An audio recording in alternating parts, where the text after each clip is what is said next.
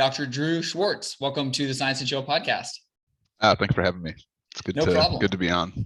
No problem. I've been looking into your work ever since kind of discovering you on Twitter, and I've been really excited for our chat. And I think that myself, as well as listeners, will have a lot to learn from you in terms of how to optimize sort of health if we're desking at home, and, for those video gamers out there, how we can kind of optimize health related to that area. So before we start, I would love if you could just provide listeners with a brief background about yourself, maybe some educational history, kind of where you received some of your training, and then where you are currently located and what you're doing. Yeah, I am Dr. Drew Schwartz. I got my undergrad degree of Concordia College in Moorhead, biology, chemistry, and neuroscience minor, then went down to Logan College of Chiropractic in St. Louis and was there for almost 4 years, and then moved up to Cleveland in 2012. Was in private practice for a long time, and then came to the Cleveland Clinic, and I'm a chiropractor here at the clinic for almost a year and a half. And then, yeah, this cold is gonna be fun. But I've been doing chiropractic since 2012, and then I kind of dove into ergonomics 2018, I would say. And just trying to do some differentiation, because sometimes the continuing education that we do is kind of mediocre at best. And so I want to do something a little different and kind of better myself as a clinician, but also kind of carve out a little niche. And so I looked into ergonomics, and then I got an advanced ergonomics degree from Colorado State. And then I have taken some other courses just to get certifications from Human Scale.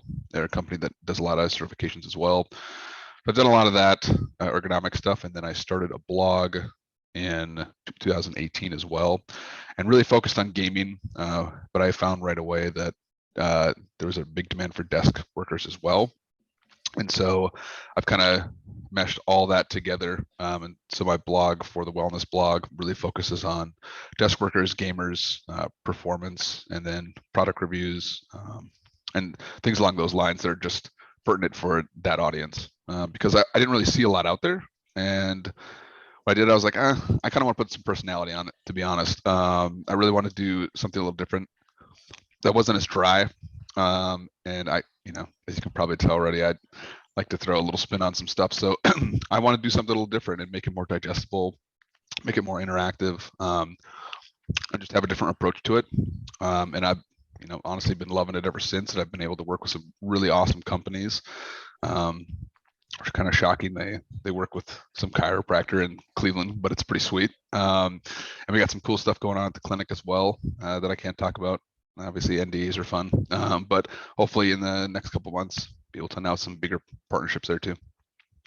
Yeah, that's great. And you mentioned the blog, which I had a chance to explore, and you're right in that there's just a lot of interesting articles on there, and again, like not a lot of information that I had read anywhere. And so again, that's kind of why I wanted to have you on the podcast, because when I initially came upon your profile, I'm like, oh, he's focused on gamer health. Like, what does that even mean? And like, is this even like an area that people are focused on? And so it obviously doesn't. It's a very niche area, like you mentioned, with a lot of overlap though between desking and working from home due to some of the same kind of mechanical movements and the same like physiological kind of things that are happening when you're gaming versus sitting at a desk. Sitting kind of being that main overlap. But what led you, I guess, to, before we talk about your work, your interest in maybe focusing on gamers? Are you a gamer yourself, and did you kind of come to this area based on your interest in video games, or did you see this as a need that needed to be met, or maybe it was a little bit of both of those?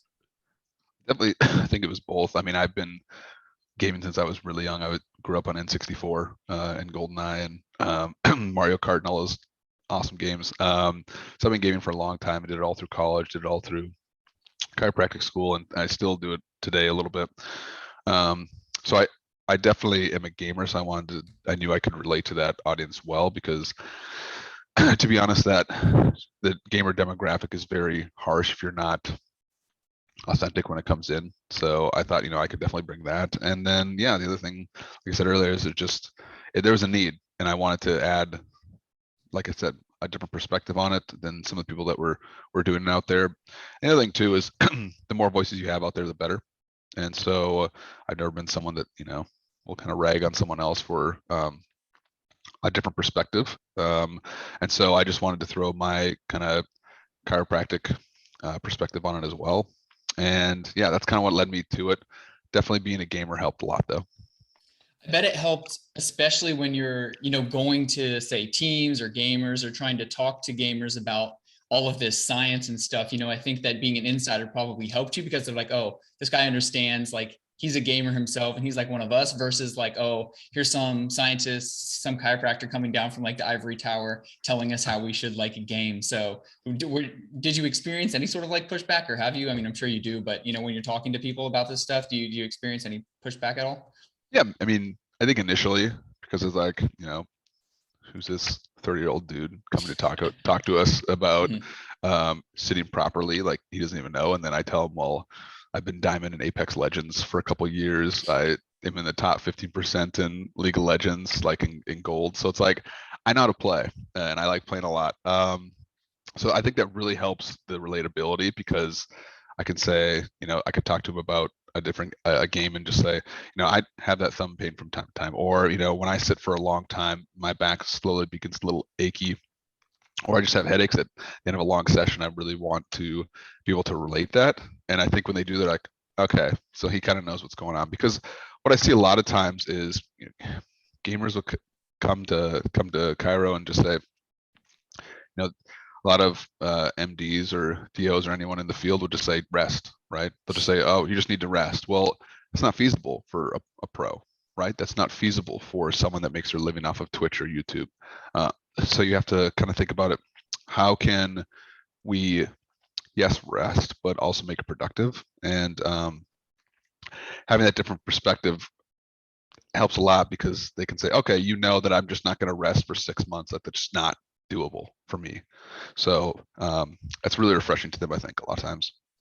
Yeah, because I feel like a lot of times, yeah, if somebody were to go, and again, maybe they're just a recreational gamer, not a professional gamer, but like you go to the doctor, oh, I have wrist pain or thumb pain, and the doctor's like, oh yeah, well just stop playing video games. Well, yeah, sure, that's an option, but like one, people enjoy them, so that's not necessarily something people want to stop. But also, like you mentioned, I mean, esports is like a legitimate like career field now, and there are people just like pro athletes whose like salaries depend on them performing at their best and like not experiencing pain. So in a way, it's just like if an NBA player were to go to somebody with an injury, you're not going to tell them just to, yeah, sure, rest, but like not just stop playing basketball because that's the source of their issues. So I think that looking at ways to, work around these issues versus just stopping it altogether, definitely a cool thing. And thinking of gamers and thinking of people who work at desks as athletes, because they can both kind of be, thought of that way.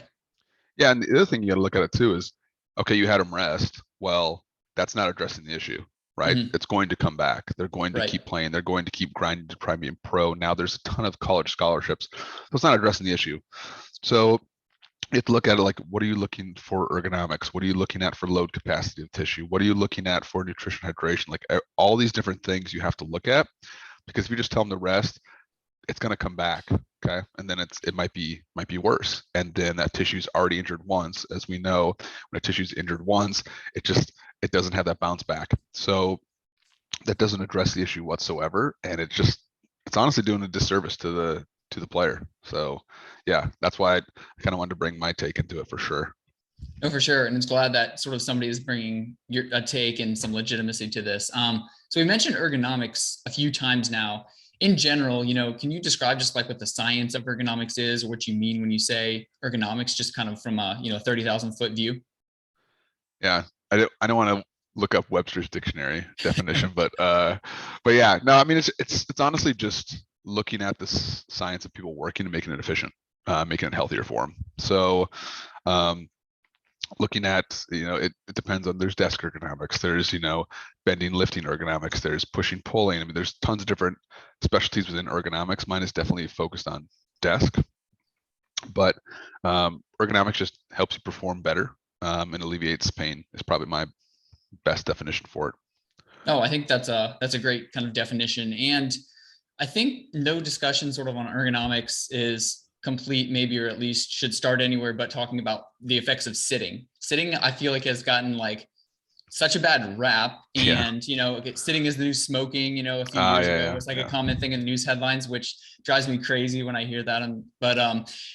It gets a bad rap. And so do you think sitting is intrinsically bad, or is it sort of how we are sitting, maybe what we're sitting on or where we're sitting at, that are sort of having these detrimental effects, whether we're at work or gaming or just in everyday life? Because we said a lot of the time, most people are sitting 6, 8, maybe even more hours a day at least. So is it just kind of the sitting, or is it the postures that we're sitting at and our poor ergonomics that are the issue? I think it's a multiple things when it comes to that, because I still have people that sit on exercise balls and yoga balls, and I'm like, what are you doing? No, that is terrible. They're like, well, I'm working on my core. Actually, you're not. You're just hanging off the bony structures in your spine at this point. Yeah, I think it's an educational component is really lacking in the space when it comes to larger companies, even smaller companies. And then we're sitting a lot more, right? We're sitting, if you work from home especially, you're sitting a ton. People are always on a computer now. Vast majority of people use computers now, and they're usually sitting. So that's the component. The other thing too is when we're doing our hobbies, we're usually sitting now. You're hanging out watching Netflix or finishing Stranger Things. Those are things where you're going to be sitting for a long time, and it could be in poor postures. So the thing that I always want to emphasize is always trying to move as much as you can. I like to call it like movement inception, where you're like moving within a movement. So think about like when you're sitting, like if we're sitting on a call here, I'm probably sitting somewhat not ideal for keyboard mouse setup, but I'm not using keyboard and mouse, right? So I'm sitting here. This chair allows me to kind of stretch this way, dynamically move this way. I can kind of sit to one side, and just alter positions throughout the day. And then behind me, you can see kind of a sit to stand, raise up desk as well. So that's kind of like my work. This is more like my gaming setup I have here with like 2 monitors, if you could see it. And so while I won't be like gaming standing up, that's just not feasible. But when I do work, I raise that up. I'm standing. When I'm standing, I'm usually using like a wobble board or standing on a box, like Captain Morgan's pose, or just trying to vary my position throughout the day. That's going to be the most beneficial. So I think lack of movement, I think not having the educational component of ergonomics is really lacking, because once you set up your computer and get it set up, it's kind of good to go, right? It passively is just going to like sit there, and it's going to make you healthier, make you work more efficiently, and just honestly make you happier when you're not in pain. And so I think it's a multitude of factors. Yeah, sitting's not ideal, but neither is standing for 8 hours. And I think that's what I see a lot of people do too. It's like, I got a standing desk. I stand for 8 hours. I'm like, that's terrible for you, because they're just standing in one position on hard surface, not varying any position, and wondering why their back and their feet are just killing them. Or they'll be in heels, or they'll be in like a big heeled shoe and wonder why their back is killing them. So varying movements throughout the day, whether you're sitting, varying, standing, varying, I think is the best play for that. Yeah, I think that's an important point. And like, because, there was this whole rage about, sort of coinciding with the whole sitting is so bad with like the standing desk revolution where everybody got standing desks. And so I think it's important to point out that there's nothing like intrinsically maybe better about a standing desk. I mean, yes, it can be more comfortable to kind of transition throughout the day. Maybe every 30 minutes you stand and then you sit, but that goes back to the dynamic sort of work environment that you were talking about. Because there have been a lot of studies, at least on like, are standing desks healthier? Like, do they help with blood glucose regulation or like cardiovascular risk factors anymore? They don't seem to do, anything regarding that aspect. So, again, maybe it's just the changing of postures. That's probably the main reason that those are good. I think it just allows you to vary your posture more so while you're standing, because you can get like one of those stool chairs as well. So you can use that, and you can vary position much more in a standing desk or a sit to stand like that rather than a traditional desk. So I will say you probably can vary position more so off of the standing desk. So if I had to err on the side of traditional desk or sit to stand, obviously sit to stand is going to be beneficial, because you can vary that position so much more. Yeah, certainly. And what is your kind of opinion on all these little exercise things that you can put on your desk? So, you have some pedals that you can use when you sit. You have treadmill desks that some people have, or I mean, I've even seen some people on Twitter, they'll post pictures, they'll have like their entire bike just set up on a indoor trainer and they'll have their computer there. So what is your kind of perspective on maybe exercising while working? I mean, I think if you're on a call, I think if you're on a call and you're able to get some movement, you don't have to pay attention, and you don't have to be in a proper position to type or use a mouse or anything, great.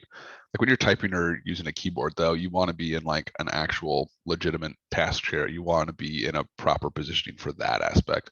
But if you're on a call, video call, in a meeting, something like that, anything to get to moving, I'm down. I think that's great. Anything you could do for a treadmill, kind of bring a whole dang bike into the office, that's great. That's something. But once again, you're moving, and that's the biggest thing. The body loves moving, because I don't know how many people, go for a walk or do a movement or get done exercising. You're like, wow, I really hated doing that movement. You never say that, right? It's just getting that motivation to do that. And once you do that, your body's like, this was awesome. This is great. And then your body just loves that. Your body and your mind love movement. So anytime you get more movement, I'm down with it. Yeah, the inertia is really, people say like, oh, most of the work is just getting there to begin with, overcoming that inertia. So I totally like agree 90%, I feel like. Yeah, at least. That's why home gyms are so good. I think from the pandemic, it's like you don't have to overcome that inertia to drive to the gym. It's interesting because I've been on several calls or like listened to several podcasts where people have tried to use a treadmill desk, and in the background, all you just hear is this like zoom, zoom, zoom of them walking. And even in one of those meetings, somebody was like, excuse me, and then they asked the person to like get off of the treadmill during the call because it was so intrusive. So I guess if you have something that's quiet, it could work, maybe a cycle or something, but the treadmill, yeah, can be kind of loud. Yeah, especially if you're in like dress shoes and just a hard sole and just smack it on that treadmill, it's not going to be good for a call, I would say. Yeah, right. It's like, I know you want to get your exercise, but perhaps, wait until this 30-minute Zoom meeting is over. Yeah. So regarding like just, companies and individuals and why they should be maybe concerned about ergonomics and things like that, do you have any, and, whether there are maybe statistics on this or not, I'm sure there are, but, what are some of like the workplace and injury associated burdens and costs of kind of injuries related to poor ergonomics in the workplace? And like, maybe what are some of the most common injuries that maybe you yourself have seen or that you know of that exist? A lot of the stats that I found were, they're from 2017, but it's like 20 billion plus in musculoskeletal, related injuries. And then you look at typical workforce comp musculoskeletal cases are 20K, 25K plus easily. And that's not even, factored in indirect costs like, all right, absenteeism or, retraining someone or lost productivity. Like there's so many other costs that go into that are just kind of unseen. So the amount that it costs is pretty staggering. And the amount actual ergonomic implementations is pretty laughable. Like it is minimal. I think I read one study, I think Herman Miller Nolt put it out, the furniture manufacturers, and it was like a 20-to-1 return. Like it was 21 or like 27-to-1 return on an ergonomic plan with costs, like how much it saved. So it's really easy. And like I said, the biggest thing on is usually education. Make it digestible, make it a video, make it an infographic. Anything that people are going to want to consume. And that's a huge majority of the battle, I think. And the stuff that I see a lot are, low back, carpal tunnel-like syndrome, not necessarily like actual carpal tunnel, repetitive stress injuries, headaches, muscle-based headaches, and then just a lot of muscle imbalances as well. You see, we sit all day, so our glutes are shut off all day, our hamstrings are shut off all day, and just kind of like not working like a gummy mess down there. And then when we look at like scapular cervical complex coming through there, like that, everyone has their mouse up through here, so that shoulder blade is rotated around the front, so we get a muscle imbalance, anterior chain, and then the posterior chain just gets super weak and stretched all day.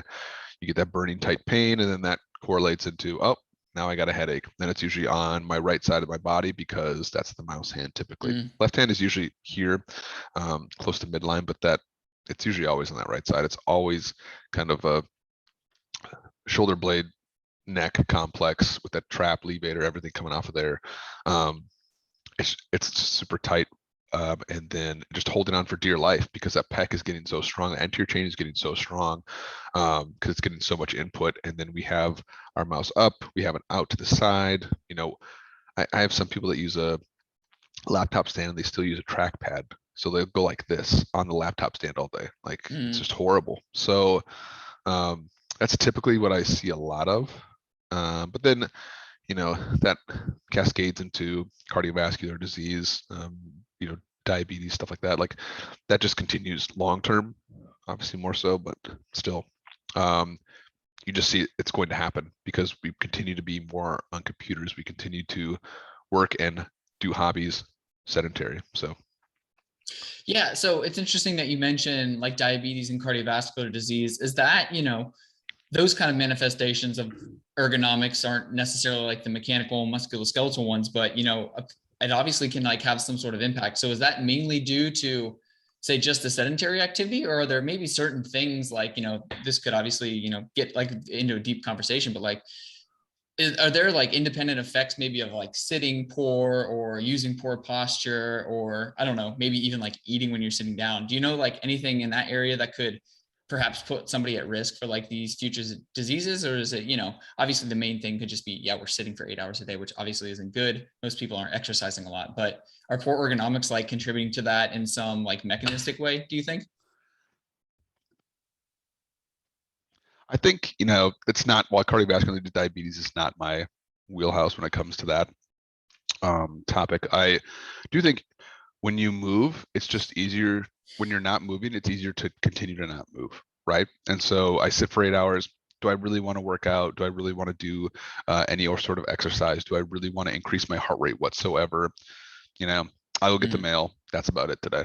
You know, so I think it can be more of you get in a rut and you don't have that exercise and elevate your heart rate. And then, you know, the diabetes component, just, you know, it's easy just to go to the fridge, grab something super quick, something processed, something high in sugar, high in fat when you're working late nights, because that's what our body craves, which, you know, throws off sleep cycle, it throws off everything. So I think it's more of you get into a rut, you get complacent when you sit for a long time. So the more you can limit that, I think the better it is going to be for cardiovascular diabetes.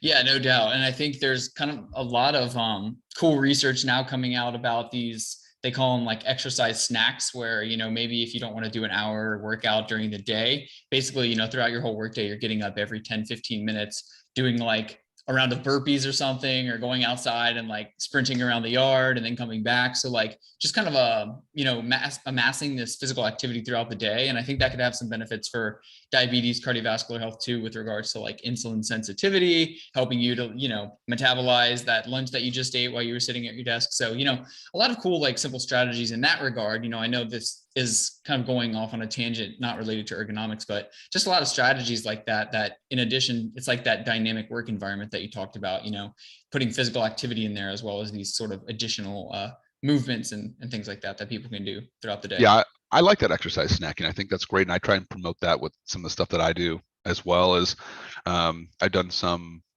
I'll be putting out a couple videos in the next couple of weeks in regards to that. So looking at, you know, some of the topics are like spinal mobility.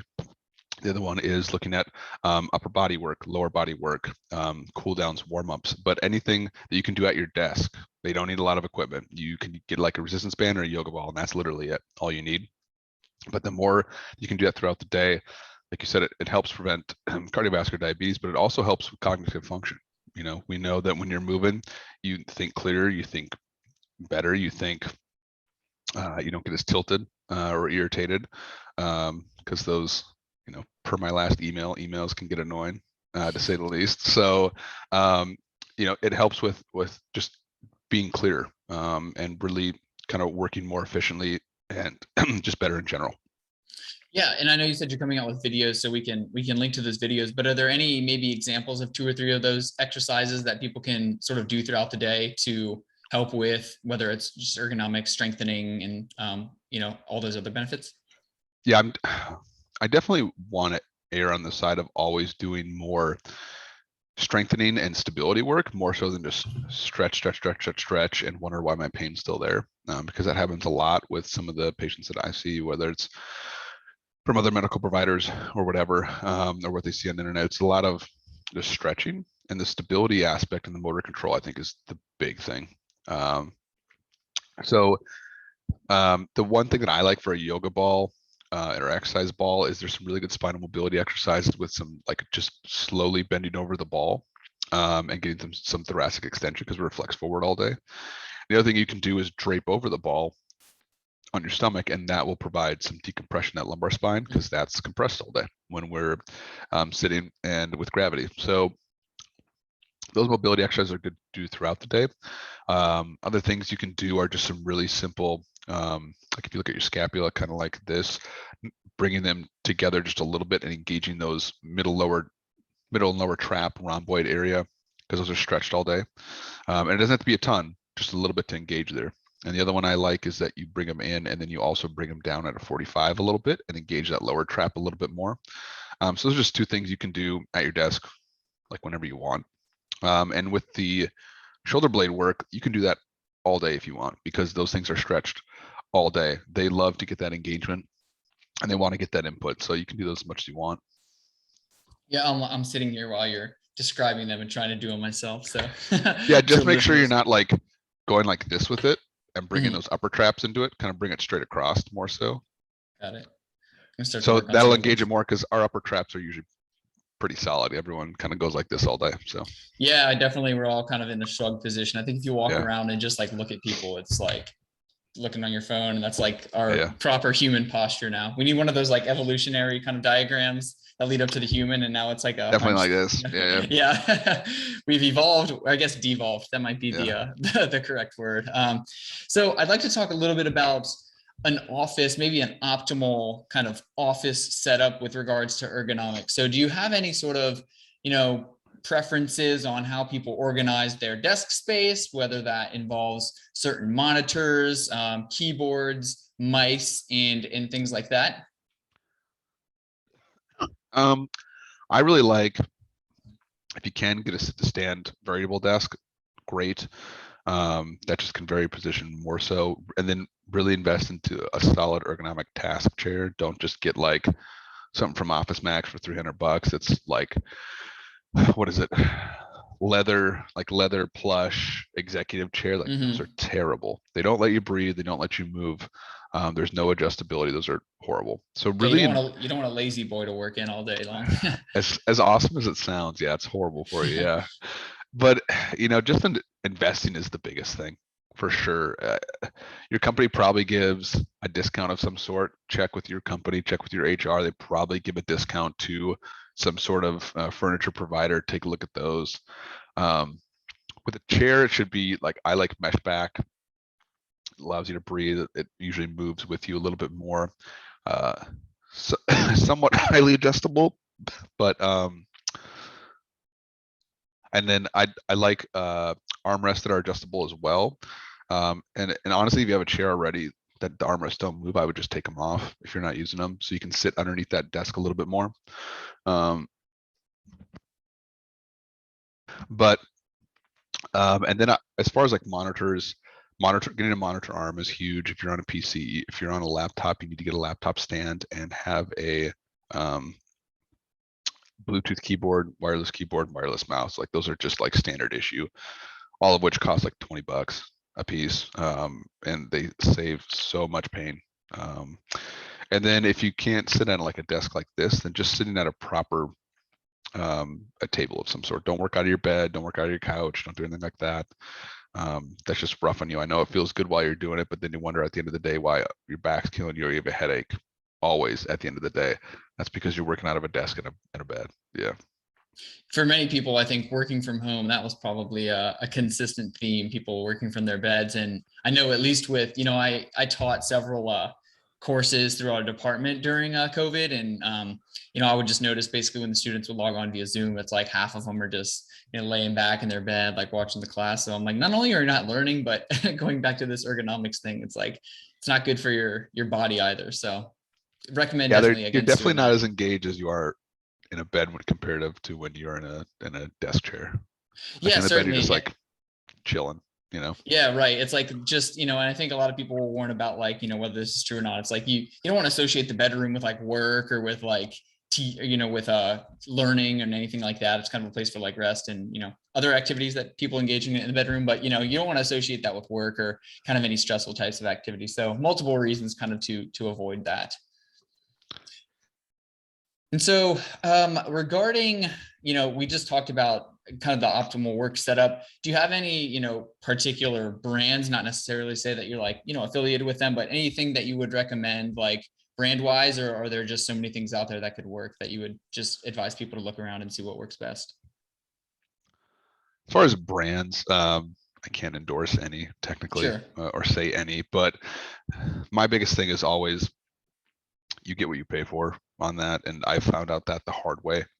So really looking at the upper echelon brands, I mean, some of the brands that we've worked with is Steelcase, Hayworth, Herman Miller. Those are all really great, solid brands for most of your, chairs, desks needs.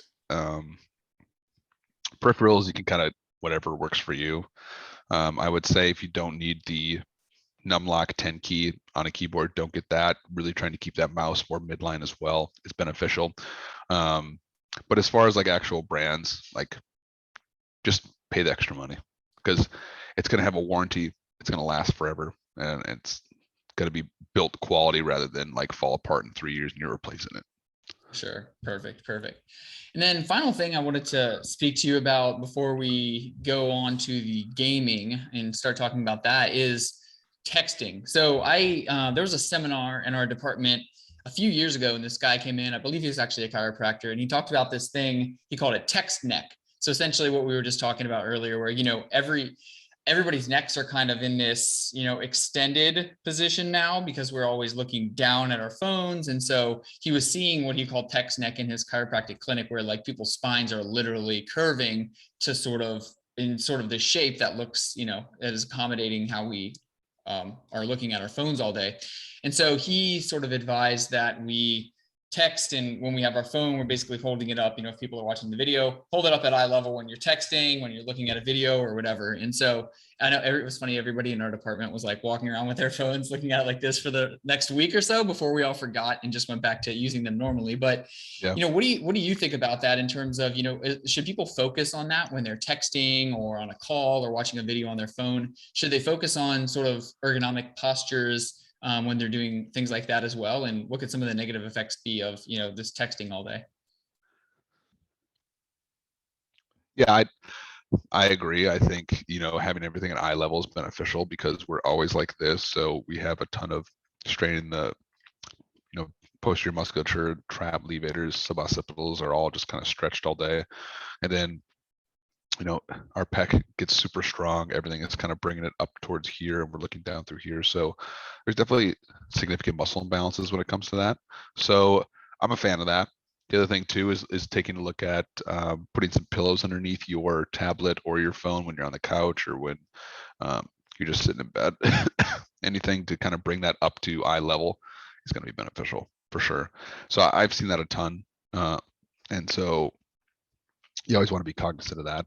But yeah, I completely agree because you're going to see more headaches. You're going to see more of that muscle imbalances, and that as that continues to get worse, those muscles are going to continue to pull on the bony aspects and cause accelerated degeneration and all those wonderful effects of getting old, but getting old a heck of a lot quicker. Yeah, sort of advancing the effects of aging. And I mean, most people are, they're on their phones for 3-4 hours a day of screen time, and so that's an additional, just like, putting your neck in that position for 3 to 4 hours. It's definitely, like all things, but it's definitely something one has to be like conscientious of, I think, because you can obviously just revert to looking straight down. Not to mention you kind of look odd if you're holding your phone up like this, but I guess you just have to sort of make the sacrifice of looking goofy in terms of your own your personal health. It's a sacrifice that's probably most should be willing to make. Yeah, and the other thing too, I think if I ask someone to hold down their head for 2-3 hours a day, they won't do it. But since you're on your phone and you're distracted, you Mhm. kind of get into the rhythm of that, and you don't really sense that positionally. So proprioceptively, you're just like hanging out and on that phone, and then you realize like your neck starts getting sore and it's been like that for half an hour. You're like, okay, that's awful. I need to kind of move my neck a little bit. So I think when we're on our phone, we get distracted really easily. And if you didn't have your phone there and I just had you hold your head down this for like 10 minutes, you'd be like, this is terrible. I need to move. Mhm. But if we're on your phone watching a YouTube video, that's 10 minutes. You won't even notice. So I think it kind of distracts us from the actual pain as well. So yeah. Oh yeah, that's definitely interesting. I didn't think about that, but definitely true that you just, yeah, holding your neck like down like that is intrinsically uncomfortable. But if you're looking at something, phones distract us from a lot of things, but that especially, they kind of limit our ability to feel things in our body. I guess our interoception is kind of disrupted. Yeah. So I'd like to move on to gaming now and talk a little bit about gaming ergonomics. And a lot of this, again, posture and breathing and things like that will overlap, but there may be some different things to talk about. And before we talk about the work maybe you've done with gamers and sort of advice that you give gamers on how to game properly to prevent injury and discomfort, could you just sort of I guess describe the landscape of gaming, because myself included, but a lot of people may just not understand like the legitimacy of esports and sort of how big of a market worldwide this is. Not only a market, but sort of like as a competitive field that esports is really growing. So can you kind of just briefly talk about that before we get into some of the work that you're doing in esports?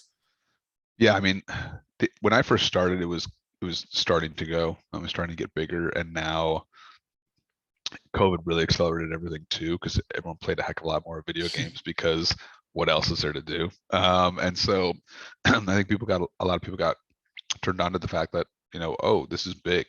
Um, I mean, every year there's a game called Dota that is like $40 million prize pool plus. I mean, most of the time when you have a championship, it's $1 to $2 million prize pools easily. And so the industry is huge for prize pools. There's orgs that are, getting tons of VC funding. I mean, it's a multi-billion dollar business and just going to continue to grow. It's continuing to gain traction. So yeah, and then you look at Twitch, look at YouTube. I mean, those are huge platforms where gaming dominates. And so it's just going to continue to kind of grow when it comes to that. But it's a huge industry. And if you're not in it, you might not get exposed to it, but as soon as you dive in, you're like, wow, this is huge. And you realize real fast. Yeah, and a lot of people play video games, and I don't think a lot of people are just aware that competitive video games exist. They're more playing it for leisure, but it's something that is accessible to all, and it's kind of not really, maybe in a way it can be age prohibitive because your reflexes and hand-eye coordination kind of go down as you age, which would obviously impair someone's ability to maybe be good at video games. But like, starting at 10 years old all the way up to say 35 or 40, like people can participate, whereas versus sports, there's a limit on that, your physical body. So there's kind of a lot more involvement with esports and things like that. So what has been your involvement in terms of esports? I know we spoke about how you also go sometimes and talk to gamers. I think I saw something on your Twitter where you were talking to a Cleveland like esports team. So when you go and talk to these teams, what kind of things are you talking about? Are you giving them recommendations? Are you telling them, certain exercises and injury prevention techniques? What does that look like? It's usually kind of dependent on what the team needs. There's just like I've given general presentations to multiple universities and organizations. But the one I think you saw, we were working with the Cleveland Cavaliers gaming team and their NBA 2K team. And on that one, we were looking at one of the topics was sleep tips. So they have a lot of late night games, like 7 p.m. is usually the earliest, and they can go to like 10 or 11. So how could they kind of get their sleep schedule back on track? How could they prep for the game?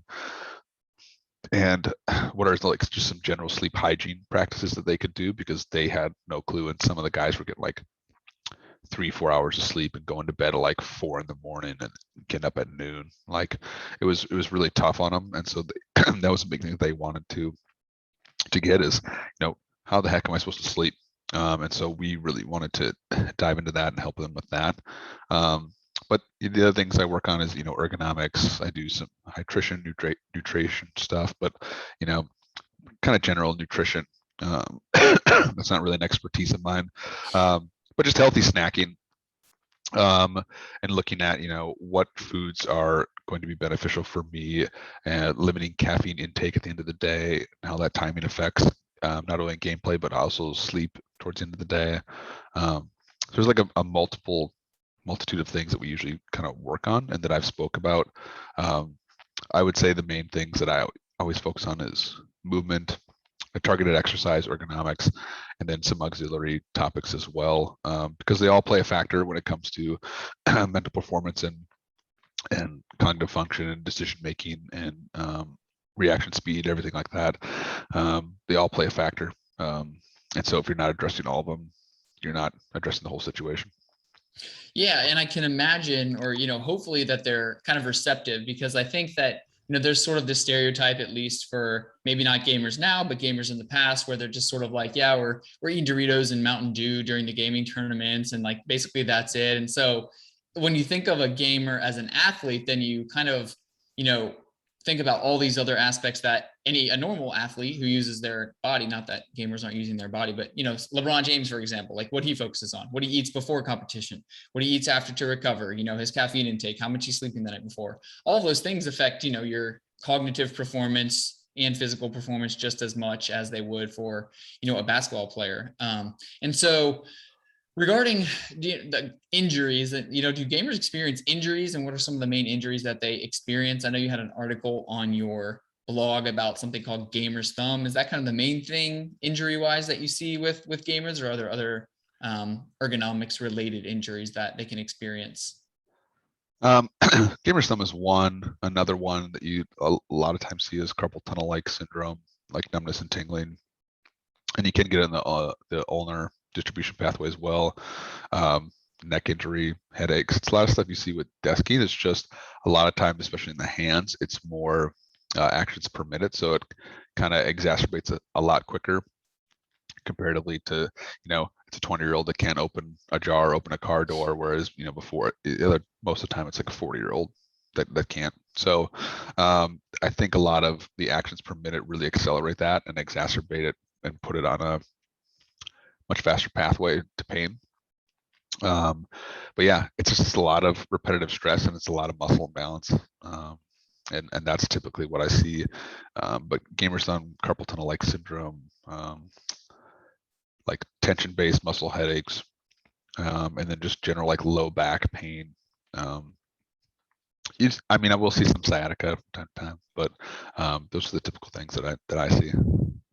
Yeah, and it's generally maybe a lack of some stuff just because they're fairly young. I mean, I won't generalize, but I assume most gamers are probably on the younger end in terms of age.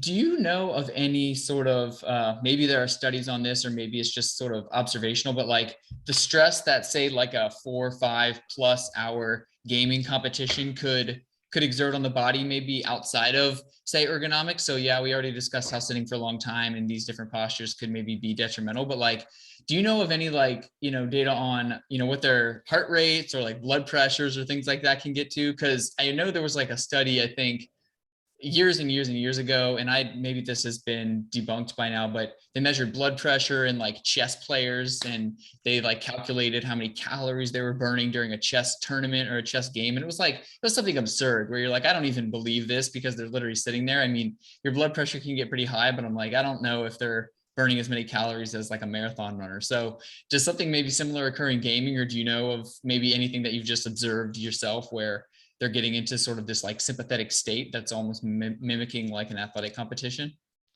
Yeah, I actually like 2 months ago I got a Whoop strap and I've been nerding out with that. That's been pretty cool. So I've done it a couple times where I've played like a ranked League of Legends game, and I'm gold, so that's like top 15% of all players, which it's not actually that good. Like it's okay, but it's 50% sounds really good, but there's Mhm. like, and then you go to like different levels and it's just night and day. But yeah, my heart rate's usually like 60. Like my heart rate is resting heart rate's usually about 60, and I was getting spikes like 90. And I was getting higher spikes. And when there's an intense situation, so League of Legends is a game I play, and one of the things you have to, it's 5-on-5 players, and you like go around, and you can you kill like these dragons, and you get like leveled up, right? And so with those are really intense fights typically, and so that was like a couple of times when my heart rate spiked. That was when that occurred, or like a big team fight or something like that. So it would occur. I would also, just in general, like you get gamer sweat, and that's a real thing. And my wife used to make fun of me all the time. She would, when we first started going out, I'd have like a t-shirt on, and I get done, and she'd be like, "What? What are you doing?" I was like, "It's just a game." And she's like, "You have sweat in your armpits." I was like, "As an intense, this is an intense session." So I definitely know that there's a sympathetic drive when it comes to that, because sweaty palms, you get increased heart rate. There's been some studies where like there's an increase in blood pressure and a decrease in heart rate variability, depending on the intenseness of the game. But I know like once you're away from the game for a couple of minutes, it kind of goes away. But there's no question about that, because I've looked at my own Whoop data and I was like, oh, this is pretty crazy. I wouldn't think that. And then I don't know if it was, I don't know. Like I played for like 2 hours and I burned like 360 calories. Hmm. I was like, oh, that's not bad. And then I played for like 20 minutes and I burned another like 70 or 80. It was like an intense game. I was like, yeah, this is pretty crazy to me. Yeah, I mean, So it makes, that's really because you fun. are having the blood pressure and heart rate, but also, I mean, you're moving in some way. It would be like fidgeting. I'm sure you're fidgeting kind of your lower body. You're tapping Yeah. on the buttons and stuff. So it's not a totally inactive. It's not like you're just sitting there watching a movie. So I'd believe it that you could burn a couple hundred calories in a gaming session, but with the blood pressure, I can't imagine with like $40 million or whatever it was that you mentioned on the line and like one of those big gaming tournaments. My gosh, you might be, at risk for like a cardiac arrest or something like that. I mean, yeah, it's just so much stress, and especially when you're playing at elite levels, like with Mhm. anything, that little bit matters, and the decisions of like a minute situation can cascade it to, you know, you going to world champions or something like that. So a couple months ago, a team from the North America got into the world championships because they had this kind of reset on this as a character called a Baron. And so what happens is the Baron got a reset, and they were able to snowball that team fight, which eventually won them the game that got them to go to Worlds. So it's one of those things where it's those little minuscule things that can really cascade you into, okay, we're going to get second place, or we're going to Worlds and we're going to make a ton of money. So yeah. Yeah, just like a basketball game, Yeah. split second decisions are going to kind of determine, the trajectory of like the entire game. I'm definitely curious now. After we're done, I'm going to go and look at see if there are any other. I'm sure there are some gamers out there, like professional gamers who are wearing Whoop straps or something like that. So I'm sure Yeah. we can find some stuff on that. That would be pretty interesting to see. Regarding what people can do if they're gaming, whether it's recreationally or professionally. What are some of the things that they can do maybe while they're gaming or beforehand, to like stretch to kind of mitigate some of the effects of discomfort from gaming? Some stuff we talked about already is just like Mhm. move when you can. But before a gaming session, I really try and do at least a little bit of a warm up, even if it's like I, I opened up the game client and I'm waiting for a game. I got 30 seconds to a minute where I can do some really simple stretches. So, you know, assisted stretches, hand blossoms, specific hand specific exercises. I like using a stress ball to kind of get blood flowing through there as well, using different aspects and doing different exercises like that. Anything just like warm up the upper extremity is going to be beneficial.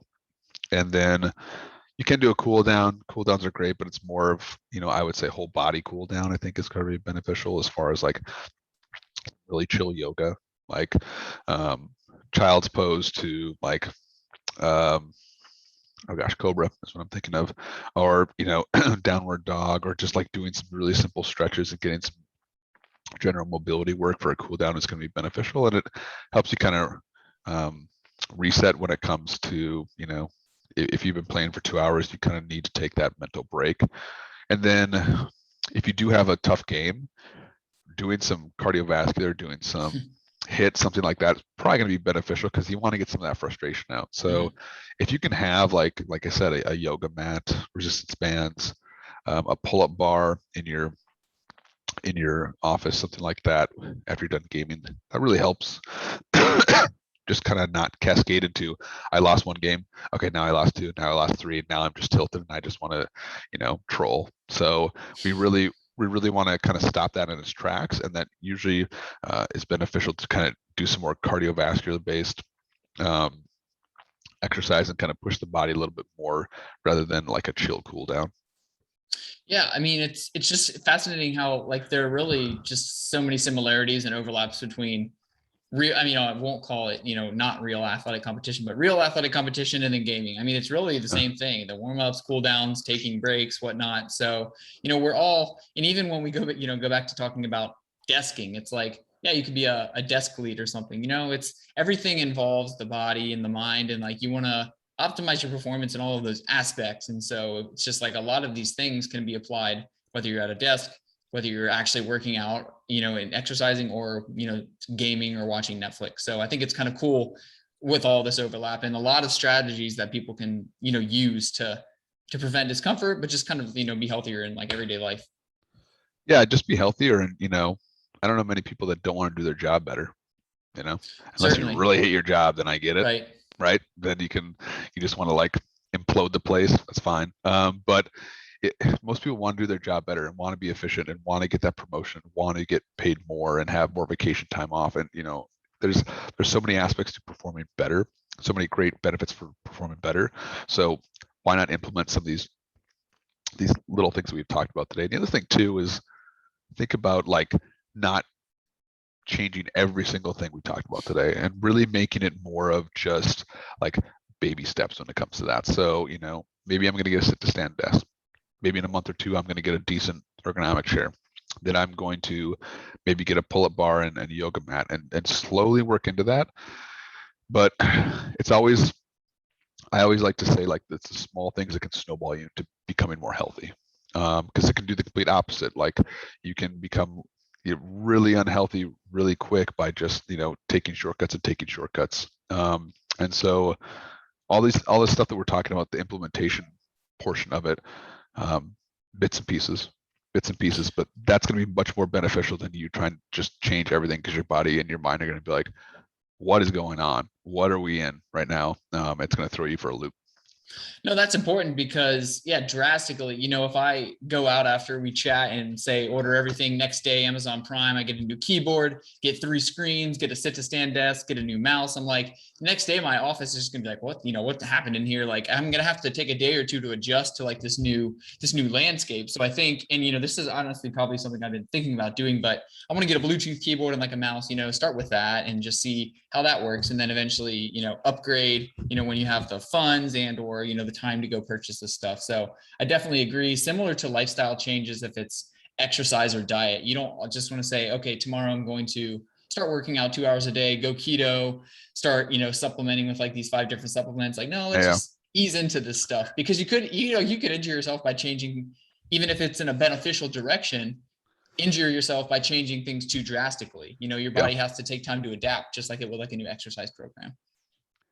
No, yeah, I agree. I think if you can do it bit by bit, much better. What do they say? How do you eat an elephant? It's like bit by bit or something like that. I can't remember what it's called, bite by bite.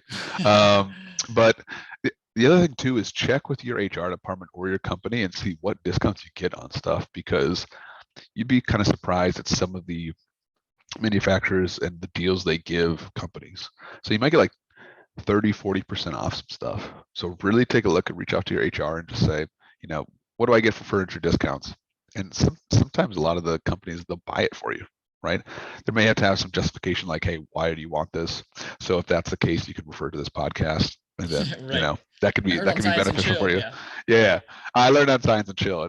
That's the main reason. Works everywhere. Yeah. Yeah, so that's another thing to look at too. Cool. Yeah. I'm sure that most companies that people work for have something like that. And it's, again, since it's not something many people are aware of, maybe it's not something the company just makes public. It's like this hidden perk of the job, like that student discount, like when you're in college that you don't know of, and you're like, oh wait, I could be getting 10% off it, everywhere that I'm shopping. So yeah, definitely encourage people to look in their, HR department, wherever, and see if they can get a discount. It's probably on your company's benefits, but they may not tell you about it because it's like, look what we have, and then if you don't ask about it, we're not going to tell you. Yeah. Yeah, which is weird though, because going back to just the beginning of our conversation, yeah, sure, the company, doesn't want to buy this certain product for you in the short term. Yeah, they're taking $500, $600, $700 cut, to buy you that new chair. But like in the long run, your lost days due to, or your, lost days due to being injured, or the loss of productivity, or your enhanced productivity with that new product are probably going to, more than pay back the investment that they made in whatever ergonomic product they just bought you. Yeah, definitely short-sighted when it comes to that. Sure. You see companies a lot of times be like, I don't want to spend $700, but then they'll spend, 35K on the back end for a workers' comp and be like, oh, I wish we could have prevented this. It's like, well, yeah, you could have bought like a $700 desk chair and been done with it and provided some education on your website. Like, it's really simple stuff. And it goes back to, like you talked about, that ratio where it's like 27-1 differential between what you actually invest in an ergonomic program and what you get out of it as far as savings. Yeah, that's a wild statistic. So, and you have a lot of information, I know, on your website and your blog about many of the things we talked about, a lot of the things that we haven't talked about today. So I would refer people to your blog. It's For the Wellness blog, I believe. Is that correct? Yep, forthewellnessblog.com. Okay, and I'll have a link to that in the show notes, as well as a link to your Twitter. But do you want to just go ahead and take a minute to maybe plug your Twitter and wherever else listeners can find you? Yeah, my Twitter will be, I think it's Dr. Drew for the win, FTW. My blog is For the Wellness blog. I mainly do a lot of work on Twitter and LinkedIn are my two big platforms. Facebook, not at all. Instagram, I haven't touched in a while. But those are my two biggest platforms. And then the website we update. I update every couple of months. We've been doing a lot of other projects here at the clinic, so I haven't been able to touch much of my personal blog in a long time. And then the Cleveland Clinic Esports medicine team that I'm on, we're doing some really cool stuff as well. And so my colleague, Dr. Dominic King, will be doing some guest speaking at a couple major conferences coming up as well. I think it's the Athletic Trainers Conference. Give me 1 second, because it's really important, because he's doing a lot of really good stuff as well. And here we go.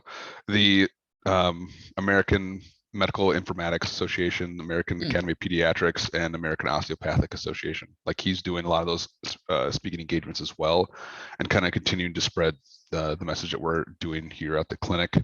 We're kind of the only one in the world doing this right now at this capacity, and we're going to continue to be putting out some really great content coming up. We have some other cool things in the pipeline that we can't talk about, which is super fun to always do, because you're like, oh, look what we're doing, but yeah, I can't tell you. So, but it's really cool. We're hoping this is going to come out this year with some of the announcements. He's working on a really cool product as well. There's a lot of cool things that we're doing over at the clinic, and then I've really migrated a lot of my work over to that more so. I do a little bit on my blog as well, and some of the other stuff on my own, but mainly a lot of it's through the clinic and the wellness department that I'm a part of, the integrative wellness department at the clinic as well. And just doing a ton of work on there, and tons of ergonomics stuff, and really cool partnership. Hopefully get it announced in August. I don't know. It's the Cleveland, it's a big organization. It's a slow moving cruise ship, so it takes a long time to announce anything, but some really cool stuff that we're working on, which I'm really excited about. It's a pretty big deal. So Great. Well, that's exciting. And, I just encourage then people to follow you on Twitter. So hopefully when you do post updates about whatever's going on, new work that's coming out, that they can kind of find those. And I'm sure it'll be on your website as well. So last, do you have anything that you'd like to leave listeners with before we sign off here? Any kind of asks or any last, words of wisdom? My biggest thing is, if you're working from home, move as much as you can. The more you can move, the better you're going to feel, the better you're going to perform. Move as much as you can and invest in good products. Just pay the extra money, because it's going to last longer. It's going to be more beneficial and kinder to your body, and it's a legitimate investment. It's like the same thing with sleeping or desk work or anything like that. It's passive stuff that's going to, always get you healthier and get you feeling like a better human being. So invest the time and move as much as you can, and drink some water. Yeah. Perfect. All right. Three things, especially in this heat in the summer. I don't know what it's like up in Cleveland, but I'm in Austin, Texas right now, and it's hydration is definitely a necessary thing these days. We got mid 70s today. Yeah. Hey, beautiful. Typical. Yeah. I'm from Cincinnati, so that Ohio weather isn't, that foreign to me. Oh, that's awesome. Yeah. Yep. All right. Well, Dr. Drew, thank you for the words to end. I think it's all sound advice, and thank you so much for coming on the Science to Chill podcast. Had a great time speaking with you, and I think listeners are going to enjoy this one. Awesome. Appreciate you. Thanks. Yep. Bye. Bye. All right.